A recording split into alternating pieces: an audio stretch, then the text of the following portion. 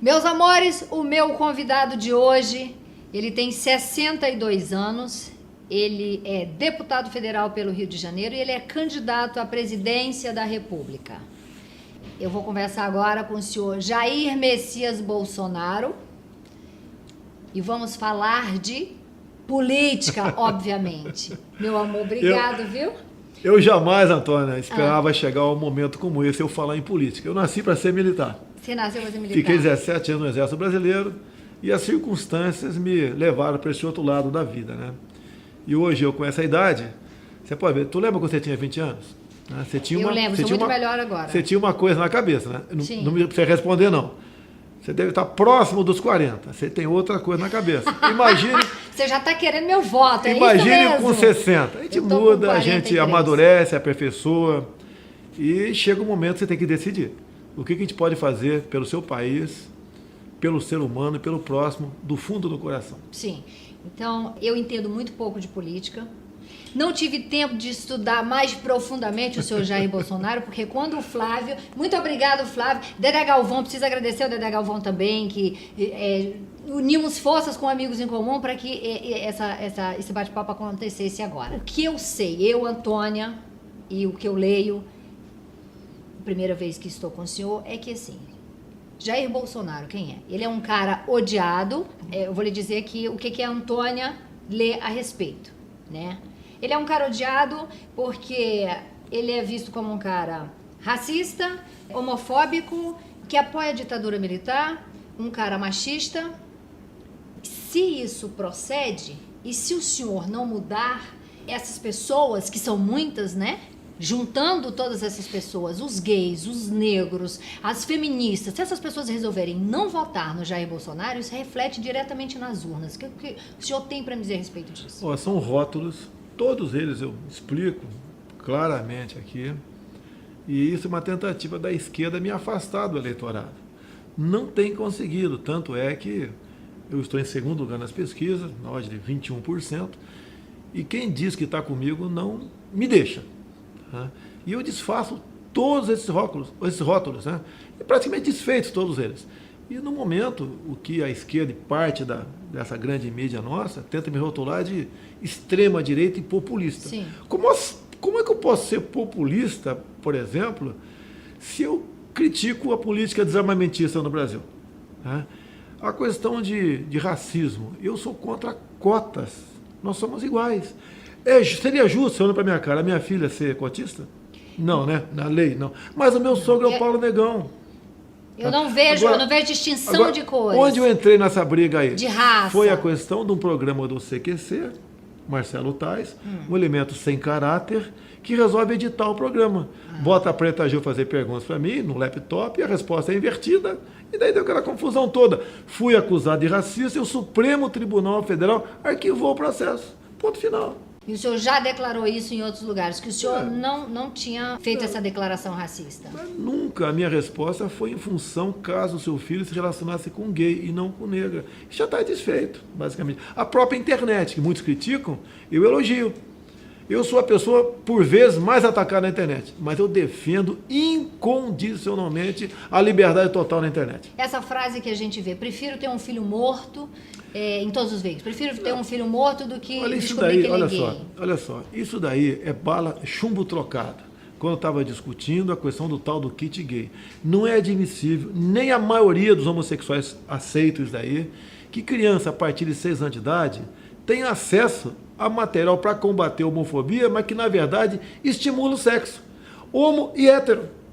No momento foi uma bomba. E no chumbo trocado saiu essa frase. Já foi explicado também. Sim. Tá? No momento, uma coisa muito importante, o Bolsonaro é xenófobo. Eu tive há um ano e meio em Roraima, fui ver a migração, a fuga, né, de venezuelanos para o Brasil, fugindo da ditadura que é apoiada pelo PT aqui no Brasil. É uma questão triste. Mas nós não podemos deixar qualquer um entrar no Brasil. Mesmo sendo refugiados, tem que ver a vida pregressa deles. A gente não pode entrar lá também. Porque junto com nenhum país é a bagunça que é o Brasil. Tá? Assim como vem muita gente boa para cá, vem os infiltrados. Nós já temos bandidos demais aqui. Sim. Já temos nossos bandidos. Sim. Não vamos aceitar bandidos de outros locais aqui. Não estou generalizando. Condenação do Lula. Você acredita que ele pode ser preso? Você acredita que ele possa vir concorrer à presidência com você? Se não vier, o que você vê agora? Qual o quadro que você vê nesse momento? Eu não estou preocupado comigo. A minha preocupação é com o Brasil. Eu já agradeço a Deus ter chegado onde cheguei. Pretendo continuar nessa batida. Sou pré-candidato. Estarei, se Deus quiser, nos debates no corrente ano e vamos para as eleições em outubro. Tá? Não é por mim. Se eu for pensar em mim, tá? Eu tenho uma vida tranquila hoje em dia. Econômica, familiar, tranquila. Fico em casa. Sim. Né? E a vida de parlamentar tem seus benesses também. Tá? Eu estou fazendo isso pela minha filha de 7 anos. Tá? E por grande parte da sociedade que quer alguém diferente para disputar as eleições. E você pode não gostar de mim, me odiar até, mas você não vai deixar de concordar uma coisa. Eu sou diferente de todos os outros juntos. Esses juntos aí não tem qualquer amor à família, não tem eles grande respeito à liberdade, à democracia, fazem uma política externa com viés ideológico, são populistas, são demagogos, nunca se preocuparam com a verdadeira educação do povo brasileiro, não se preocupam com a questão da segurança pública. Você não vê esse pessoal falar nada. Eu vi um dos pré-candidatos falando sobre segurança, eu vou criar um ministério. Em Brasília, quando você não quer resolver uma coisa na Câmara, você cria uma comissão. O governo, o presidente, quando não sabe e não tem o que fazer, ele cria um ministério. Até acomoda mais alguns políticos lá. Imagine o Ministério da Segurança nas mãos do presidente do PT, Lula e Dilma. Ele tendo acesso na segurança em todo o Brasil, sabendo a forma como eles odeiam o policial civil e o policial militar. Como é que estaria a nossa questão da segurança? Comigo é diferente, vou valorizar o policial. Ou tenho propósito nesse sentido, tenho planos, né? Eu me imagino o presidente, a equipe formada, como atendê-los, como dar-lhes uma retaguarda jurídica, como dar para você. Pelo que eu vejo aqui, você é uma pessoa ranzinha, um pouquinho meio, né, fisicamente um pouquinho fraca ali, mas você com arma na cintura, você se equivale ao Mike Tyson, ou ao Maguila. Então, por que não, caso você queira ter uma arma dentro da tua casa, você não tê-la? Eu duvido que alguém vai tentar arrombar a porta da tua casa para fazer uma maldade com você, sabendo da possibilidade de você ter uma arma dentro de casa. Então, a minha política é completamente diferente. É o produtor rural, que eu defendo que eles tenham um fuzil. Mas por que fuzil? Para se defender dos marginais do MST. Alguém pode invadir teu apartamento? Não. E por que pode invadir a fazenda do cara?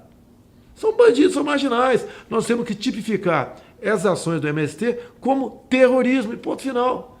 Ou você vai para ter uma lei forte e fazer com que ela seja cumprida, para te dar as garantias da democracia, entre elas a propriedade privada, ou você está no socialismo.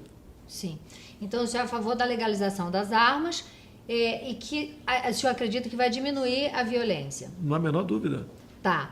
E aí as pessoas ficam falando quando que vai legalizar a maconha, quando que vai legalizar a droga. Se isso acontecesse, você acha que a quantidade de usuário diminuiria, a violência também diminuiria? Ou as pessoas... Porque assim, eu morro de medo da falta de educação do povo desse país. Eu acho que eles não têm estrutura psicológica nem para andar armados e muito menos para ter drogas liberadas. O que você acha disso? Eu falo em posse de arma de fogo, porte, né? Também flexibilizaria essa questão. Sim. A questão de drogas passa pelo parlamento. Se passar pelo parlamento, chegar nas minhas mãos, com o presidente, é o veto. Se o parlamento derrubar o veto, daí você é obrigado a respeitar o que foi decidido pelo parlamento. Mas não acredito nessa hipótese. Aqueles que falam que você, ao legalizar, você vai tirar isso da mão do traficante, não é verdade. Eu te pergunto, se você legalizar, você vai ter CLT na cadeia produtiva da maconha final. Sim. Você vai ter impostos. Ou seja, vai chegar uma maconha cara para o consumidor. Tá? Vai continuar então o tráfico. Você pode ver, o próprio cigarro é comum no Brasil ter um percentual acima de 40% vindo de contrabando para cá. E é legal. Então é uma utopia. Agora, a grande resposta para isso tudo. Pergunta para qualquer pai, para qualquer mãe, se eles querem que legalize a maconha no Brasil. Porque uma vez legalizada, vai chegar nas escolas com muito mais facilidade que atualmente. Eu acredito que 99% dos pais não queiram legalizar as drogas. Até porque, qual o benefício da maconha? Até o tempo de reação se aplica tanto na questão de você embriagada, né? Uma pessoa embriagada, ser responsável por um acidente é uma pena maior para ela. Tudo bem. Uma pessoa que fuma maconha também, ela tem o seu tempo de reação majorado. Ela pode não ter reflexo para evitar um acidente. E daí vamos enquadrá-lo também nessa mesma legislação? Teria que ser, no meu entender. Sim. Então a questão das drogas não traz nada de bom para nós. O que nós temos de bom na educação no Brasil? Nada, nada. Alunos que hoje em dia, né, nós temos pesquisas em São Paulo, onde diz que 70% dos professores são agredidos por alunos ou pais de alunos. Imagina um aluno em abstinência. Vai aumentar muito mais a vontade dele agredir o professor. Sim. Não vamos importar isso daí, vamos fazer o que é de bom para o que pode ajudar a nossa juventude para ser alguém no futuro. Educação. Tem que investir pesado disso. Ideologia de gênero. Isso é um crime que estão fazendo, ensinar para o Joãozinho de 6 anos que ele pode ser Maria com 13. Ou para Maria de 7 que ele pode ser Joãozinho com 14. Para que isso? Isso é coisa de mentes doentias. Estão estragando a nossa juventude. No futuro, se um menino, uma menina quiser ter os seus parceiros do mesmo sexo, que vai ser feliz, mas que não seja por influência da escola. Essa aqui é a minha bronca. Sim. Falando de uma coisa mais light, publicidade. Eu li que se o senhor for eleito, o senhor vai meio que tabelar essa coisa de, se eu estou anunciando o meu produto na TV Globo, vai ser o mesmo valor que eu vou pagar, o mesmo valor que eu pago para a Rede TV, para a Record, para a Band, porque geralmente quem paga para a TV Globo é muito mais caro, né, do que os outros veículos. Não, olha isso procede? Só, isso chama-se mídia técnica. Sim. O que é natural? De acordo com o número de pessoas que assistem o teu programa, essa mídia técnica permite você, aquele bolo que está na propaganda oficial de governo, dar-lhe esse proporcional. Então tem TV, como a Globo, por exemplo, que teria direito pela mídia técnica 40%, mas na verdade tem 80%. Você tem que, no meu entender, democratizar, diminuir o valor da propaganda oficial, que é um absurdo que se gasta com essa propaganda, até porque se o governo está fazendo a coisa bem feita, não precisa fazer propaganda. A imprensa naturalmente vai divulgar aquilo. Tá? Então a mídia técnica é isso, é democratizar a distribuição dos recursos orçamentários para o fim de propaganda oficial do governo. Isso aí, obviamente, desagrada os veículos televisivos? Desagrada quem tem o monopólio, né? Quem tem o monopólio. Nós temos que democratizar. A própria imprensa não fala tanto em democracia, Sim. Então eu quero a democracia também na questão da distribuição do anúncio do governo nas televisões. Não sei se foi nas suas redes que outro dia eu vi você falando, eu estou sendo perseguido pela Folha de São Paulo. A primeira pergunta é, será que vale a pena um político brigar com a imprensa? Os caras são os donos da caneta. A primeira pergunta. E completando, eu não sei se foi para uma jornalista da Folha de São Paulo que ela perguntou o que você fazia com auxílio moradia e você falou assim, eu uso para comer gente. Vamos lá. Rolou essa frase e o que isso significa? Não, vamos lá. Não é questão de brigar com a imprensa. A imprensa tem que saber o seu lugar. Sim. Eu estava sendo ouvido pela Folha de São Paulo, eu sou um ser humano como você como quem está nos ouvindo também, e entrou para o lado da questão do nosso auxílio moradia. Meu auxílio moradia, o que eu recebo é legal. Se é imoral, outra história. Tem muita gente da imprensa que recebe como pessoa física, pessoa jurídica e não pessoa física, para pagar menos imposto de renda. Isso também é imoral. Então, quer discutir? Vamos discutir, sem problema nenhum. O meu auxílio moradia, está lá ato da mesa, eu posso recebê-lo, mesmo tendo imóvel em Brasília, né, descontado o imposto de renda. E foi um casal de jornalistas que começou o tempo todo achando que eu estava aí se locupletando e praticando corrupção. Sim. E várias tentativas, até que como eu sou humano, eu peguei e dei aquele toco nele, para comer gente. Mas o senhor precisa de votos para ser eleito, para poder botar a coisa em ordem, que é o seu objetivo. E aí eu lhe pergunto, essa coisa de ser reativo ou de falar sem pensar, que aí já vem as frases, eu prefiro ter um filho gay morto do que gay, eu usei para comer gente, aquela discussão que o senhor falou, pode gravar mesmo com a Maria do Rosário, né, onde o senhor apontou o dedo para ela. Depois de me chamar de estuprador. Exatamente. O senhor apontou o dedo para ela, empurrou ela. Não. Ela veio para dar na minha cara, eu a segurei. Chamou ela de vadia no calor da discussão. Então eu sei que isso aí foi uma reação. Isso tem 15 anos, foi em 2003. Exatamente, eu vi no vídeo, sou bem mais jovem e tal. Mas aquele Bolsonaro é o mesmo Bolsonaro de hoje, que se a mulher Não, fica já, perturbando, você fala, usei pra comer gente. E aí eles vão usar isso contra você. Pode usar à vontade, vão usar, tenho certeza disso. Eu sou um ser humano. Na hora que o senhor estiver no poder, e aí é onde vem os inimigos para derrubar mesmo, porque é política, né? É House of Cards. A gente vê isso aí, parece que os caras estão, né, assistindo o seriado e reproduzindo. A gente vê isso aí. O senhor no poder, esquentado do jeito que o senhor é. Eu já melhorei bastante. Reativo. Não furou da discussão, você pode tomar uma decisão equivocada. Eu teria você não pode tomar como presidente uma decisão equivocada, eu tenho que ouvir meus auxiliares. Tá? Você tem seus ministros para te assessorar. Vai ter alguém da imprensa do meu lado. Vai filtrar esse tipo de pergunta. Mas o Bolsonaro, esse tipo de pergunta é uma só. A identidade do Bolsonaro, você acha que vai ter alguém da equipe que vai falar mais alto do Eu senhor? tenho ouvido muita gente. É? Eu tenho melhorado muito. Pode ter certeza disso. Ok? Eu respondi quase 30 processos de cassação na Câmara. Sim. E basicamente 99% tem razão. É provocação. Não existe mais isso. Nós aperfeiçoamos. Você mesmo, todos nós evoluímos. Sim, tá? claro. E temos melhorado. No caso da Maria do Rosário, vocês chegaram a conversar? Chegou a pedir desculpas? Primeiro ela que teve que pedir desculpa para mim, né? Que ela estava defendendo um estuprador e homicida, o Champinha. Um cara que com mais 4 vagabundos estupraram uma menina por 5 anos e depois a degolaram. E ela estava defendendo esse estuprador por ser menor de idade. Tá? Ela sempre defendeu os bandidos menores de idade, né? Que eles fossem punidos de acordo com o ECA e não de acordo com a lei de adulto. E eu procuro fazer com que a molecada, 16, 17 anos, caso cometa crimes, seja punido como adultos. Eles sabem o que estão fazendo. Sabe. Moleque de 16 anos de idade tem um corpo do meu tamanho, tem 70 quilos. Sabe. E hoje em dia mais ainda do que meu tempo lá atrás. Sim. Bem, então ela, dado momento, ela me chamou de estuprador, deu aquela resposta para ela. Pode ser grossa? Sim. Mas aconteceu? Aconteceu. Agora, eu estava defendendo as mulheres. E ela estava defendendo menores estupradores. Estupro. Ponto final. Uhum. Agora, isso aí também é uma coisa, tá mais do que... Não, eu estou levantando questões aqui que estão aí para atrapalhar, né? Não, tudo bem. Porque é um vídeo, né? Aí vem contra fatos, não há argumentos. Então, assim, é um homem que apontou o dedo para uma mulher que chamou ela de vadia. Então, não, a gente não pode generalizar. Se eu briguei naquele vídeo se eu que eu tive vi, uma briga com uma mulher, não está explicando que foi isso. Tá. É disso que eu tô Porque, olha só, o que o pessoal Se não vale faz? mais a pena respirar fundo. Já estamos fazendo muita coisa nesse sentido aí. Olha só, não é porque eu briguei com uma mulher, eu estou ofendendo as mulheres do Brasil. E você brigou com um homem, está ofendendo os homens do Brasil. Ou com um gay, está ofendendo os gays. Não tem nada a ver isso aí. Até o dia lembrei o caso da Lili Carabina. Ela merecia o quê?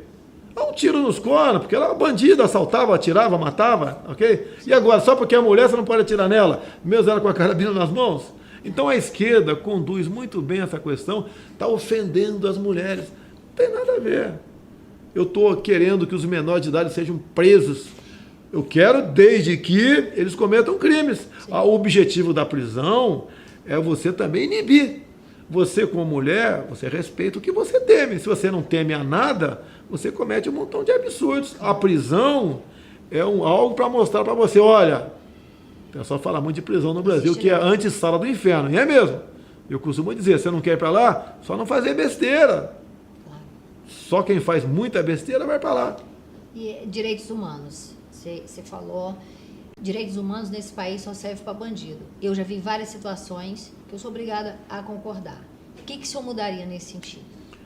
Olha, tem muita ONG que vive da desgraça, da violência. Quanto mais violência, melhor.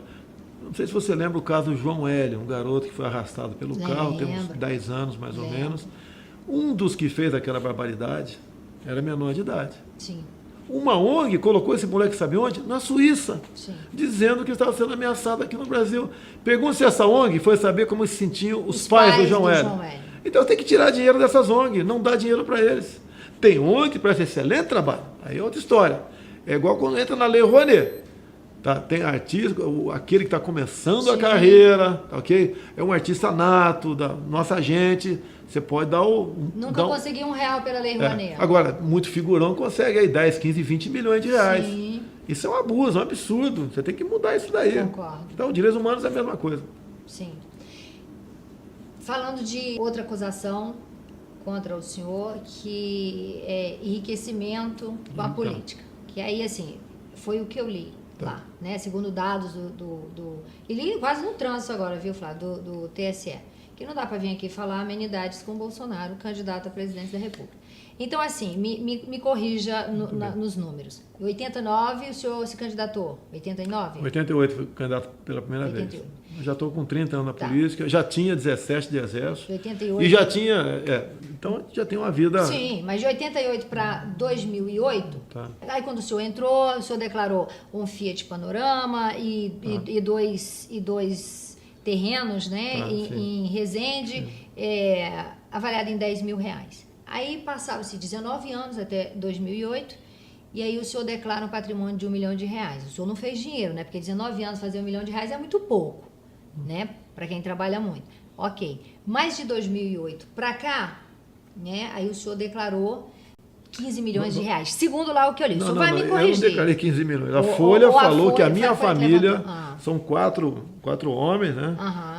Todos profissionais. A família né? tudo avaliou 15 milhões. E a Folha avaliou. Sim. Eu tenho um documento até de um cartório aqui do Rio de em Janeiro que eles avaliaram. Ele chegou lá no Barra da Tijuca e botou lá tanto. Olha só, essa denúncia, entre aspas, de que eu tenho patrimônios, começou a ter uns 4 anos. Sim. Tá? Os caras foram no meu imposto de renda e, em cima daquilo, começaram a fazer divulgação. Bem, o Ministério Público foi provocado, tá? E o chefe do MP, o senhor Rodrigo Janot, a questão de 2 anos, fez um parecer sobre os 2 imóveis meus na Barra que o interessava. Que os outros são imóveis, um em Bento Ribeiro, outro lá em uma vila histórica de Mambucaba, Angra dos Reis, que não vale nada o imóvel lá. E ele assinou embaixo dizendo que não tinha aqueles imóveis qualquer indício de lavagem de dinheiro para consegui-lo. E era compatível o preço que eu paguei com o mercado da época. Quando você quer comprar, por exemplo, falo para você, eu te vendo um apartamento agora em Copacabana por R$100 mil. O que tu acha disso? A princípio é uma boa ideia, né? Mas com todo respeito, se eu falar que é na Ladeira dos Tabajaras, né? Um local próximo ali uma área conflagrada pela violência. Sim. Você vai falar, não, eu não quero nem de graça. Sim. Os meus imóveis aqui, tinha questão que não tinha habite, que era bastante velho, tá? Que tinha um container do lado de um deles que fazia um barulho enorme, do Hotel Sheraton, não deixava ninguém dormir 24 horas por dia. Eu levei 4 meses para resolver isso. Deu mídia esse assunto, inclusive, que eu soltei fogo de artifício várias vezes em cima do hotel, porque não tinha como dialogar com eles. Então você tem que ver as condições. O que interessa? O Janot disse que era compatível. A Folha de São Paulo não queira tomar o lugar do Janot. E outra, faz análise de 4, eu e mais 3 filhos. Sem problema nenhum, pode fazer dos filhos, mas separa. O JB é esse, o Flávio, o Carlos Eduardo. Pronto. Resolve o problema. Agora, eu tinha, por exemplo, transação de imóvel. Já tive um imóvel que eu comprei e vendi no passado e ganhei dinheiro. A Folha sabe disso, mas resolveu não publicar nada. E o que quando você compra imóvel, você falou 89, está lá 10 mil reais. Não é nem 10 mil reais, porque você botou em real em 94, que era a unidade de valor a outra naquele momento. E você, ano a ano, você não pode atualizar aquele valor do imóvel, a não ser que você faça uma reforma. Isso é bom para o poder público, porque quando você vende aquela diferença, né, você tem que pagar 10% a título de ganho patrimonial. Isso é uma das propostas minhas. Se eu chegar lá, a gente vai corrigir anualmente o valor do imóvel, de acordo com esse preço ao consumidor. E ponto final. Sim. Exatamente. Agora, me acusar de 15 milhões é falta de caráter. Inclusive, uma casa na Vila Histórica de Mambucaba, eu fiz um vídeo, mostrei, é uma mansão, né, segundo eles, que valia próximo de 10 milhões de reais. E eu mostrei lá onde era aquela casa, filmado, e ninguém tem dúvida disso. Sim. Então, o que a Folha faz? Mais ainda, a Folha falou que tinha uma funcionária fantasma. A senhora Valderice... Lá do açaí, né? Loja de açaí, R$ 1.300 por mês. A loja de açaí da irmã dela. A Folha não a viu dentro da loja. Se tivesse visto, sem problema nenhum. E foi no início de janeiro. Agora você vai nos anais da Câmara, o Diário da Câmara, do dia 12 de dezembro, está publicado as férias da minha funcionária, a partir de 27 de dezembro até final de janeiro. Ou seja, quando a Folha foi lá e não achou a funcionária, ela estava de férias, publicado um mês antes. Simplesmente a Folha vai, te acusa e te condena, e depois você é obrigado a explicar. Isso o tempo todo. É mais ou menos o seguinte, isso chama-se bomba de fezes. Como eu sou educado, eu falo fezes. Tá? Os caras jogam e você vai se limpar a vida toda em cima daquilo. Uma mulher de 40 e poucos anos de idade, responsável, humilde, ganhando 1.300 por mês, foram para cima dela. Desmoralizaram a mulher com uma fantasma. Foi vítima de chacota no distrito de Angra dos Reis, que é 40 quilômetros da capital da cidade. Essa é a Folha de São Paulo. Há poucos dias o Estadão falou que eu tentei contratar a empresa de marqueteiros do Trump. Dinheiro da onde? Quanto custaria esses caras? Ele perguntar. Quanto custaria esses caras? Mais uma mentira. Como há poucos dias, já que você falou em Veja, né? Um blogueiro da Veja falou há poucos meses que eu havia procurado Paulo Roberto Costa para vir candidato a deputado federal pelo meu partido. Ele está na ficha suja. Eu ia procurar o cara para quê? Tentando dizer que eu também sou um mensaleiro, eu sou um elemento que pegou dinheiro na Petrobras. Agora, a Folha nunca escreveu que o senhor Alberto Youssef falou que apenas 3 deputados do meu ex-partido não pegaram dinheiro na Petrobras. Um era eu. A Folha nunca falou que o senhor Joaquim Barbosa, quando leu seu relatório sobre o mensalão, falou que o único deputado da base aliada que não foi comprado pelo PT foi o Jair Bolsonaro. A Folha também não escreveu que, por ocasião de 2014, a JBS Friboi fez uma doação milionária para o meu partido e meu partido pegou 200 mil e botou na minha conta. 2 dias depois eu devolvi o dinheiro. Não fala isso. Sim. Um veículo, né, gigante, como a Folha de São Paulo, segundo o senhor, pegando no seu pé. Você desconfia o porquê disso? Amando de quem? Para beneficiar quem? Você falou desconfia, sim, tem seu candidato. Esse tipo de imprensa... Quem é o candidato? Você não sabe? Eu não posso acusar, porque daí eu vou dar uma de Folha de São Paulo. Sim. Tá, okay? Mas se o senhor fosse dar uma de Folha de São Paulo? Não posso fazer isso. Eu não posso ser leviano como a Folha de São Paulo foi nessa questão. A Folha de São Paulo admite qualquer um, menos eu. Entendi. Sou acusado de amante da ditadura. Olha, os militares nos salvaram de uma ditadura. Esse pessoal aqui, a gangue do Lula, que parte está presa, parte está em vias de ir para a cadeia, tentaram tomar o poder em 64, não conseguiram. Imagina esses caras tomando o poder pelas armas em 64. Sim. Como é que nós estaremos hoje em dia? Estaria pior que a Venezuela, estaria igual Cuba. Sim. Tá? Eu não sou amante de ditadura nenhuma. Vamos falar um pouco de Rio de Janeiro, que o senhor é morador do Rio de Janeiro, apesar de ver muito em Brasília, ver viajando. Essa baderna que está isso aqui, essa faixa de Gaza. Agora cheguei atrasado para a nossa conversa, porque tocaram fogo no ônibus na Niemeyer, a gente fica dentro do túnel da Rocinha sem saber o que está te esperando do outro lado. Você sai de casa, Rio de Janeiro é um dos metros mais caros do mundo, né? A gente paga imposto, a gente paga caro. E essa baderna, a gente não tem segurança, a gente não tem nada, ex-governador preso, o prefeito que não cumpre nem um terço do que ele prometeu. Qual é o destino do Rio de Janeiro? Qual a providência que o senhor tomaria de imediato para resolver essa situação e não deixar a gente preso dentro de casa, refém do nosso próprio medo? Você está sendo legal e falando baderna. Isso é violência, isso é terrorismo. Você se colocou na pele de um policial civil ou militar? Se atira, vai para a cadeia. Se não atira, vai para o cemitério. Não tem retaguarda jurídica para trabalhar. Se você comete um deslize no teu emprego... Tem muito despreparo também, né? Eles trocam tiro em qualquer lugar e aí quem está ali passando toma bala perdida. Mas peraí, mas você leva tiro por cima, tem que atirar também. Quem é que botou aquele fuzil no peito do militar? Não foi o Estado? Qual a responsabilidade do Estado nesses confrontos? Nenhum. Deixa os caras, a Deus dará. Simplesmente bota na cadeia. Tá? Se o Estado botou um fuzil no peito ou uma pistola na cintura, é para ele usar aquilo lá. Se não é para usar, vamos desarmar todo mundo. Né? Todos os policiais. Agora, o que o policial precisa, como eu tenho dito, é de retaguarda jurídica. É ao abater o inimigo, ao ele responder uma injusta agressão, abater o inimigo, ele responde, mas não tem punição. Isso acontece na legislação americana, por exemplo. Em todos os países, todos os estados americanos, praticamente a lei é a mesma. O policial é valorizado. Aqui não. Aqui a política de desencarceramento, o presídio está muito cheio. Está muito cheio? No meu entender, fica em cima do outro. Ele está lá porque quer. Você não pode aceitar que esses caras cometam barbaridades e simplesmente por estar preso, por estar cheio o presídio, entra na política do desencarceramento. Olha a audiência de custódia. 90% dos marginais são levados para lá, em flagrante. Você vê casos, inclusive, que eles trocam o tiro com a polícia, no dia seguinte, 24 horas depois, são postos em liberdade. Isso é estímulo à violência. Ou seja, como disse para você, o ser humano só respeita o que ele teme. Se ele sabe que dificilmente vai ser preso, se for preso, dificilmente vai ser condenado, e se for condenado, rapidamente vai para a rua, ele vai ser bandido. Sérgio Cabral comendo do bom e do melhor na cadeia, aí você acha foie gras, você acha bebidas e comidas caríssimas, e quem facilita isso? Quem facilita isso? Aí, são funcionários do Estado. O senhor... Ali você pode ter certeza que é o diretor do estabelecimento prisional. Quando eu falo, por exemplo, eu pretendo botar alguns ministros militares, alguns reclamam.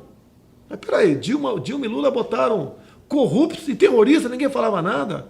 Qual o preconceito para com o militar? A vantagem do militar é só uma, Antônia. É uma importante. Você paga a missão e ele vai cumprir. Ou então ele diz para você que por que não foi possível cumprir aquela missão. Essa é a vantagem de ter um militar trabalhando. Ele veste a farda no trabalho civil. Como é que os ministros são escolhidos no Brasil? Critério político. O teu partido é o X, para eu ganhar 30 vozes de você dentro do parlamento, indica o teu colega para ser ministro do transporte, para quê? Para roubar a nação, para implementar a indústria da multa. Você não está chateado com a quantidade de pardais na cidade? Qualquer negócio é multado aí, você pega daqui, você que está aqui no Rio de Janeiro, você vai daqui para Paraty, tem no mínimo 30 pontos de 40 por hora. Qual o objetivo? Multar. Soube que a política funciona mais ou menos assim. Eu sou um vereador e aí me oferecem X para eu assinar uma lei, por exemplo, a lei do IPTU. Reúne ali meia dúzia de vereadores, eu te dou 1 milhão, 2 milhões, sei lá quanto, entendeu? Você assina, cala sua boquinha e aí vai. E aí a lei é aprovada. Aí são as ervas daninhas da política. E tem muito, né? Existe a possibilidade de um presidente honesto, que não se rende a essa baderna, esta putaria, você me perdoe usar essa palavra, né? Você está deu uma de Jair Bolsonaro de antigamente. Educação, eu sou um pouco assim. Então, assim, você acha que isso Antônia, o político ele sobrevive se ele não for um pouco corrupto, se ele não fizer aliança com o demônio, se ele não fizer concessões, Antônia, uma ou outra? Se é para fazer a mesma coisa, eu estou fora. Eu talvez seja o único pré-candidato. Por ocasião das eleições, eu já vou ter meu ministério formado. Os outros vão esperar suas composições políticas. E as indicações vão ser de acordo com o tamanho da bancada. Para fazer mais ou menos o que você falou ali. É na base do mensalão, né? Eu acho que o mensalão está meio em queda agora, essa questão da grana aí. Mas a questão da indicação política, eu te dou, você vê, a Caixa Econômica, 12 subdiretorias. Uhum. Não tem 12 vice-presidências. Não tem para que isso daí? Até pouco tempo, a vice-presidência, diretor da Caixa que tratava de loteria esportiva, um cara. Era o Moreira Franco aqui no Rio de Janeiro, por exemplo. Sim. Então, essas acomodações levam à ineficiência do Estado e à corrupção. Se é para fazer a mesma coisa, eu estou fora. Eu não quero passar por situação de Lula, de próprio Fernando Henrique Cardoso, de vez em quando ele joga nos cornos dele a questão da PEC da reeleição, que foi pago sim, 200 mil reais. Eu estou fora dessa. A intenção é fazer pelo Brasil.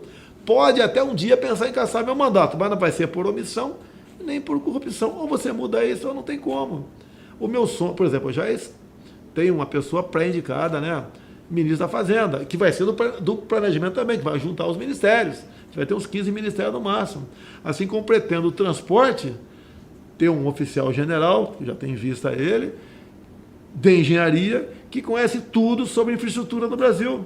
E não indicar um cara lá do partido X, que ele loteia o ministério, com parentes e amigos, para fazer obras as piores possíveis com o preço mais caro possível. Isso que a gente quer fazer no Brasil. Muda isso aí. Não tem idade mais de fazer besteira, vamos assim dizer. Esses rompantes de falar um palavrão, de mandar para a ponta da praia, alguém sabe natural nosso. Você me entrevistada semana passada, foi a dona Laura Cardoso, e ela falou, eu tenho ódio dos políticos do Brasil, e são velhos roubando, são velhos fazendo cagada. Não são os jovens, não, são velhos fazendo cagada. Então, assim, tem muito velho fazendo cagada. Isso não... Mas o filho do Pisciani, que é um jovem, está preso. Sim. Pô, tem jovem fazendo besteira também, sendo preso também. Sim. Agora, tem uma velharia lá que tem que ser explodida. Tem que ser explodida, realmente. Por que Jair Bolsonaro merece ser presidente desse país? Para a gente fazer o Brasil que nós merecemos. Nós temos tudo para ser uma grande nação. Eu costumo dizer, a exaustão. Olha o que Israel tem, Ou melhor, olha o que Israel não tem e o que eles são. Eles não têm nada, só tem areia. Olha o que eles são. Olha o que nós temos e que nós não somos. Nós temos tudo e não somos nada. É um país riquíssimo. Onde vem a responsabilidade disso? A classe política. Sim. Agora, vamos dividir a responsabilidade com o povo que gosta muitas vezes de votar em bandido, Sim. em troca de alguma coisa. Sim. Acredito que vai ter mudança agora, até porque é lei minha que temos que ter o voto impresso. Para você poder fazer auditoria. Ter certeza para quem você votou, o voto foi para aquela pessoa. Há uma briga, o TSE não quer implementar no todo essa lei nossa, mas estão brigando para ela ser cumprida realmente. E daí o pessoal pode votar e vai saber que vai votar numa pessoa que vai dar a devida resposta aos seus anseios. Sim. Temos um bate-bola para acabar aqui, são 4 perguntinhas. Um medo.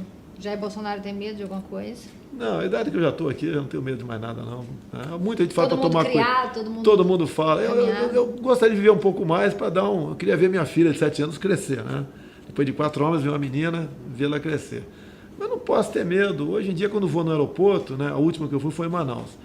O jornal A Crítica falou que tinham 4 mil pessoas. Ele sabe que algo de anormal pode acontecer, mas é o risco que a gente corre. Sim. A gente vai continuar enfrentando isso aí. Uma alegria. A minha filha de 7 anos mudou completamente a minha vida. Tá mimando ela demais. Depois de 4 homens, é diferente o homem, dá chute Sim. na bunda, fala palavrão, dá canelada, né? Toma banho junto com ele, mas a menina é diferente. Mudou muito a minha vida. Essa pergunta, às vezes eu fico meio constrangida, dependendo de quem eu estou entrevistando, perguntar. Mas eu perguntei para todo mundo. Quer dizer, só não perguntei para o Álvaro Vilas, que é um jurista, aí você fica meio assim, fala, não, senhorzinho, não vou perguntar, mas nem fudendo. O que o senhor não faria nem fudendo? Praticar a corrupção. Que bom. Eu acho que o Brasil a gente não suporta mais isso. É uma vergonha para nós, como sendo do Brasil. Imagina um empresário. Como vai para Davos agora, com o Temer. O empresário já chega lá fora com o manto da desconfiança. A gente é chacota lá fora. É vergonha isso aí. A gente não precisa. O que o político, o povo tem que entender, porque a corrupção não é só no nosso meio, não. É que o Brasil estando bem, todos nós estaremos bem também. No período militar não tinha tanta violência, porque o emprego era full, era 100%. Então, se você buscar atender isso, né, dar meio à sua população, entrar no melhor programa social que existe, que é o de emprego, muda o Brasil. Sim. Tá. Na lata. O que você diria na lata? Pessoal, vamos mudar esse trem do Brasil, pessoal. Vamos mudar esse negócio aí, tá nas nossas mãos. Não tem que ficar com mimimi, não, com cheio de dedo, educadinho. Vamos buscar aí o centro, a governabilidade, nem para direita, nem para esquerda. Vamos mudar esse Brasil, não dá para ficar nessa vaselina que tá aí, não. Dá para mudar, vamos embora, pô. Vamos mudar esse país, pô. Eu tô botando o meu na reta por vocês, ou tu acha que eu não tô ameaçado o tempo todo? Sim. Tô botando o meu na reta por todo mundo, e por mim também. Vamos embora, pô. Vamos mudar esse Brasil. Pode confiar, o Brasil vai dar certo. Pronto, recado Jair Bolsonaro. Olha, o Flávio gravou a entrevista inteira, porque onde eles vão, geralmente costumam editar desfavorável ao pai dele. E eu queria dizer aqui que eu não estou aqui para prejudicar ninguém, muito menos para... Geralmente eu converso. Hoje eu tentei só ouvir. É difícil, porque a gente quer opinar e tal. E às vezes o meu público reclama, Tônia, você fala demais, você deu sua opinião, não sei o que, só escuta, né? E hoje eu mais ouvi. Mas não se preocupe, porque eu não vou editar. Se eu pudesse, colocaria na íntegra. Mas Tônia, o YouTube é muito... A gente não tem tanto tempo. E saiba que se o senhor for eleito... e o senhor não fizer isso que está prometendo, eu vou esculhambar o senhor. Então, abri uma exceção, respeitosamente, abri uma exceção para você, dado as pessoas que me falaram de você. Tá entendendo? Meu amor. Então, realmente, a gente grava tudo, não havia essa preocupação. Eu queria lhe agradecer imensamente e fico feliz de ter ouvido do senhor, que o senhor não é racista, não é homofóbico. Tem uma coisa que é o seguinte, a forma, às vezes... Muitas vezes eu peco pelo meu jeito nordestino de ser.